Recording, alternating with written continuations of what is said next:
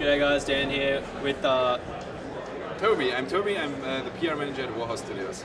Yep, and we're here with Kingdom Come Deliverance. It's a great. Oh, sorry, I better let you explain what it is. What is Kingdom Come Deliverance? Kingdom Come Deliverance is an open world RPG that sets place in medieval Europe, pretty much in Central Europe. And medieval is like 600 years ago, so it's like in 1403 Central Europe, and we give you the chance to experience a game that is based on a true story. So you have the medieval experience without the dragons and the magic and stuff like that, but you have the real sword fighting, real castles, NPCs that really lived back then, and you will have the chance to tell your own personal story within a historical accurate story and see history with your own eyes. Yep. So can you tell us who we are in this in this game? You are playing Henry, the son of a blacksmith, who's a common guy, like a no one. So you live in that village city called Silver Scalus, and you get attacked by King Sigismund of Hungary, which is like a bad guy who's raiding your country, and your village, the town you're living, or the town village you're living in, is a silver mining city. So it's very rich. So of course the bad king is interested in the money you have there, and because of well, it's unfortunate, but your parents will die, your friends will die, and you're one of the sole survivors there, and you will flee from this place, get in the service of a noble. And this noble is forming a resistance against the invading forces. So you get torn into a civil war and have to fight your fight. But you will never become a king, you will never become a ruler or something like this. You will always stay Henry, the commoner, but you will, since you get torn into this war, you will become a soldier, you will have great duties to do, and you will slowly kind of gain experience and importance, but you will never become a ruler or something like this. So we want to keep it real. Yeah. So what sort of experiences do we gain, and what sort of play styles will we have throughout the game? Well, it's a little bit like the Skyrim system if you want to compare it. So you're only leveling the stuff you're doing. So there's no class system beforehand. You are always starting the same guy, but then all your action you do in the game, all your choices you do will somehow influence the outcome of the story, kind of. Not like the final thing, but also like the leveling of yourself. What I mean is that you can, if you wish, you can play this game almost, let's say, peaceful. Not always. There are points where you have to grab the sword, but you can avoid a lot of fighting.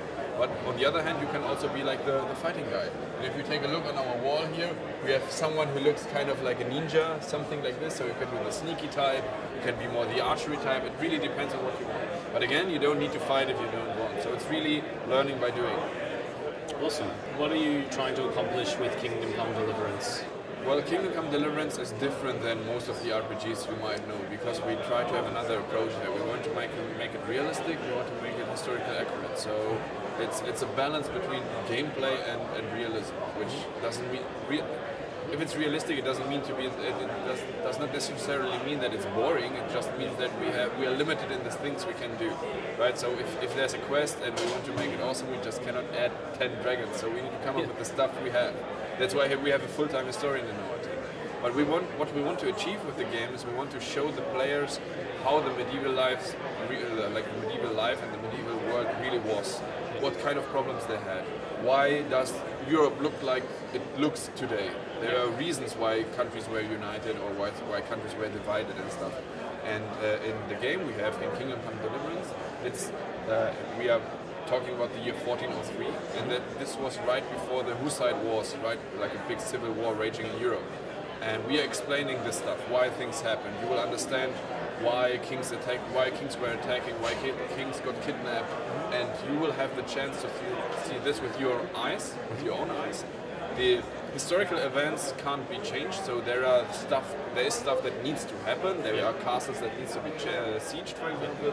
But it's about you to explain how these things happen and how you get to the final point of the game. So that's the freedom of choice you have there. You've said that we play a specific person and that the events fold out a certain way because it's historically accurate and all of this. What kind of degree of customization do we have? You play a given character. You're playing Henry of Silver Scalus, but what you can customize is, for example, the armor, which sounds funny right now, but the armor in Kingdom Come is no armor set per se, which you take and then you have like from the top to the feet is everything covered. You have like really specific parts like helmets, gloves, whatever, shoes, and you have to combine them. And we have a 14 slot system with different layers, so you're layering different types of material over each other, from a soft linen shirt over a thick gambeson up to a full plate armor. So that's the way you have to customize, and you have to think about it, because if you wish to have the full plate armor, then you are like a medieval tank, fully protected, defense mode. But then you're overload most likely, so you are very heavy. You will have a full plate armor helmet. That means that your vision will be decreased, because you look through a visor. There will be a lot of black stuff happening on the screen, and since you're overload, you will be also very slow. So you have to think about what kind of tactics do I prefer.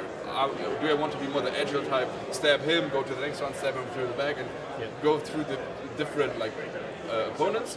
Or if you just want to concentrate on one, be like fully prepared, kill one guy, then go to the next guy, kill the next guy. So this is like a lot of tactics and things you need to do beforehand. And then customization, of course, in the RPG system. So since you're only leveling what you're doing, like in Skyrim system, you only level the stuff you actually use. Like for example, if you wish to be a bow master, you need to go and shoot the bow only. You cannot like gain experience and then put it into bow shooting. It's only learning by doing. So if you decide to be more the fighter, more the sneaker, or more the archer type, then just go and do it. Most likely you will be not able to learn all the stuff in one playthrough, so you have to find your way through the game. So, and if you decide, for example, do the peaceful way, do the speech only, then you can avoid a lot of fighting and be like more the diplomatic type of player. It's up to you. What other kind of mechanics have you guys considered and put into the game? Well, for example, the bow, if you use the bow, then you will lose the crosshair in the middle. So the bow should be, or will be, a very powerful and lethal weapon, meaning that 1 or 2 arrows should kill almost every opponent. But to not make it overpowered, you lose the crosshair. So in general, the complete combat, like all of the combat of Kingdom of Deliverance, is very skill based. Imagine like Dark Souls, for example, where even though you have like full plate armor and you have the best weapon you can get, if you don't have the skill in your thumbs, you will die anyway. The same farmer that can kill you in the first 15 minutes can kill you in the last 15 minutes of the game as well, if you're not skilled enough. Because there's like this stamina system going with you. So you need stamina to attack, similar like in Dark Souls, but the stamina is also some kind of buffer for hits. So if you run out of stamina, 2-3 hits might kill you immediately, while with stamina you might like withstand the blow. And as I said, the bow, for example, as I said, is really, really powerful, but without a crosshair you need to be really skilled and practice it a lot. There's an RPG system that helps you, so of course the better you get a slight zoom and stuff like this, your hands will be less shaky, but still a lot of skill is required there. And there's a lot of skill required in the melee combat as well. I understand it's a sort of directional type situation. Exactly. If you're fighting with someone, you're always locked to one person, which, don't worry, you can unlock immediately if you don't want to be locked to someone. But you need to be locked to one person, because we have this directional attacking. So when you're fighting with someone, you get this rows in front of your opponent, and it gives you 5 zones where you can attack. You can attack the head, you can attack the shoulders, kind of, exactly, and the bottom, left, right, and stab in the middle. So there's like 5 directions and stabs, so 6 ways how you can attack. So and with the right bumper, if you're playing on a controller, you can choose the side, so the mouse can do the same thing, and you can combine those strikes. A bit like Tekken, so like left, left, right, or something like this. Then you throw him on the ground. So imagine it again like FIFA, for example. Everyone can pass and shoot. That's easy. So the basics of combat, slashing and stabbings are pretty easy, but if you want to do the cool stuff, the tricks and the trick shots or combos in Kingdom of Deliverance, then you need to really train the fighting. You need to have the right movements, you need to have the right timing, and so on, and combine the right chains, strikes to make a chain attack and something like this. So yeah, it's pretty tough. But on the other hand, and that's what I value, I'm right now working 3 years for Kingdom Come already, for Warhorse Studios already, and I still have that feeling after each battle I win, no matter if skirmish, tutorial or whatever, it's always this like feeling of reward. When you're beaten down that guy, it's really like you did like a great job, and that's what I really value on the combat system of Kingdom Come. And what about the range of weapons? You will have everything you expect from a medieval weaponry. The only thing that the only things we couldn't or don't didn't add to the game are crossbows. That's something we unfortunately couldn't add, and chain weapons, because we have something we call a physical collision model. So we exactly know when I'm attacking you with my sword, and we exactly know where the sword hit you, which means that if you have, for example, full plate armor but no helmet, and I hit you to the head, you might die, no matter what type of armor you have, because you're not protected on the head. And with chain weapons, if you have the chain and the physics, it's a little bit troublesome if you hit someone and the ball bounces back and hits yourself. So that was, for Kingdom Come Deliverance, that was, let's say, too big of a challenge, but never say never, so we'll see what we do with that. Potentially some sort of chain weapons in the future? We'll see. There, of course, we have ideas for DLCs or so, but we'll see. That's something that's future melody. So what sort of content can we expect for Kingdom Come in the future? Yes, we want to support the modding community. We have great experience in the team with the modding community. It will not come with the release day immediately, so it will come after we release the game, of course. And at some day this year, or maybe next year, we'll see, we are going to release a DLC plan as well. So we have DLCs we have ideas about DLCs. We want to release, and the modding is something that comes after the release. I just want to go quickly back to the directional attacking. We've seen it in a couple of games like For Honor and Mountain Blade. What have you guys done to readapt the sort of formula? So our combat system is well, you might saw this already maybe in For Honor or something like this, but we have a different type of combat system. We have like this 6 zones I told you already, so you can choose from where you want to attack. And with the physical collision model, it's not some animation you're just playing, it's really your weapon colliding with the piece of armor or the piece of your body, and then we calculate how much damage you will deal. What we don't have in Kingdom Come is directional blocking, because we thought that it's already hard enough with the directional fighting, so the directional blocking would be way too hard. Okay. To make it a little bit easier, we even added like a small green shield, so if someone is attacking you, you will see a very small green shield, and if an indicator, right? And if you push the block button, you can perform a perfect block, so that's how we call it internally. A perfect block which slows down the time, and so, like Nier in Matrix, you can then do like a counter attack or parry or something like this. So it's something you might have seen already somewhere, but it's my personal opinion, it's way more sophisticated, of course. You've gone for a realistic approach, but you've also kind of tried to make it a little bit more fun. Of course, we have to find the balance and have to do compromises here and there. We are doing just a video game, and we know that.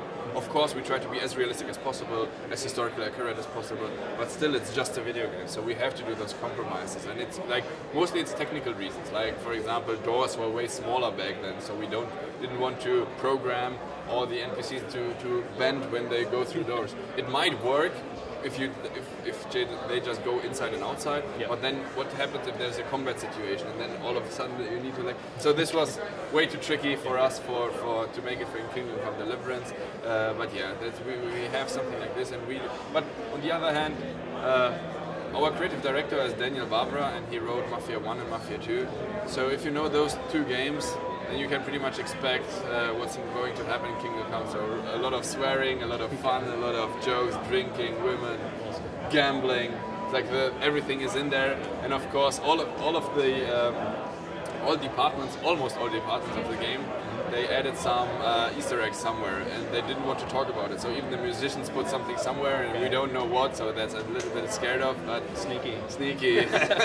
Exactly. So yeah, these kind of stuff is something you stuff to look forward to and to search for. Yes. Well, it's fun compared with realism, and that's of course, again, it's just a video game, so we don't forget that it must be fun in the first place, and then historically accurate and realistic in the second place. But we didn't sacrifice the realism. So what we sacrificed, for example, was like if there was some cool armor type or weapon type or something, and it might appear like 50 years later or 100 years earlier or something like this, we added it anyway because we think it's cool. But then thought about if this is like completely impossible, or if there could be like someone super progressive and being just the first guy who ever had this kind of armor. So these kind of things are in there as well, but we will not add dragons, we will not add magic, we will not do anything that isn't would break the immersion of the game. And perhaps if that's what people want, it's going to be accessible to them in mods later anyway. So. Well, if you want that T-Rex in Kingdom Come, then mod that T-Rex into Kingdom Come. Yeah, awesome. Can you tell us quickly a little bit about some of the technical aspects, like your engine and how you've kind of utilized it within the game? Yeah, we are working with the CryEngine from Crytek in Germany, and which we believe is a very beautiful engine, and we are very happy to have them. On the other hand, the CryEngine was mainly made for first-person corridor shooters. And we have an open-world RPG with up to 1,000 people on the entire map, not necessarily on the screen, but on the map. And all those guys have a daily cycle, which means they have some AI running, they need to go to work, they need to fetch their stuff, and so on and so on. And the engine was not completely ready for that, so our programmers had to, still have to heavily adjust the engine to make it run perfectly, to have all what we need for the game. But we get great assistance from Germany, from Crytek. They guide us there, they help us very well there. But yeah, as you said, we had to do a lot of tweaks and adjustments there to make it run perfectly. Yeah. Right now we are in optimization, so it runs already pretty well on PC, PlayStation and Xbox. It will run even better, of course. Well, and then in February 13th, one day before Valentine's Day, you will be able to get it in your preferred shop. Everyone can get their girlfriend to buy it for them. Exactly. That's it was a strategic choice. Oh yeah. So just tell us quickly what platforms and when you're going to release? Yes, we will release on February 13th globally, so even in Australia, Germany, wherever. Awesome. And it will be released on PC, Xbox One and PlayStation 4. Plus the, PS4 Pro and Xbox Scorpio and this kind of stuff. Is there anything that we didn't cover that you would like to tell us about the game? Well, what's very important for me and very exciting for me is that Kingdom Come Deliverance, and I dare to say that this is the only chance for you so far to get into the medieval ages, like in a video game. Because you know Skyrim, you know Witcher or whatever, but there's always this element of magic inside. If you really want to see how medieval sword fighting looked like, if you really want to see how real castles look like, if you want to know something about the history of Europe, why it looks like today, then you need to play Kingdom Come Deliverance, because there we show you the stuff. There we show you how 15th century sword fighting looked like. We worked with real sword fighters to tell us how it should look. We work with historians to check if our history, the quests we have, if they make sense, if this could happen back then. And yeah, so if you want to get in the early 15th century, if you want to see the real medieval experience, you can't miss Kingdom Come Deliverance. Look no further, here it is. Next Valentine's Day. It's been real, guys. Thank you very much for your time, Tobi. Thank you very much, sir. It was a pleasure.